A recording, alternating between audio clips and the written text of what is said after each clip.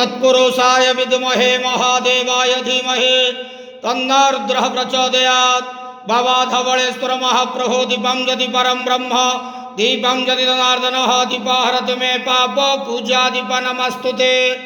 बाबा धवलेश्वर महाप्रभु संसार सुखी रखंतु। आज शुभ गुरुवार रे समस्त श्रद्धालु भक्त मानक आशीर्वाद करंतु, मनस्कामना पूर्ण करंतु, कर्म क्षेत्र उन्नति करंतु, ग्रहरिष्ट खंडन करंतु, जगतर मंगल करंतु, विश्वर कल्याण करंतु, आपणकर नाम प्रकाश करंतु, सेवकर डाक श्रवण करंतु, समस्त गुआवसा भक्त मानकर मनस्कामना पूर्ण करंतु। महाप्रभु धवलेश्वराय नमः। संसार सुखी रखंतु आनंद के वार। हरि बोलो।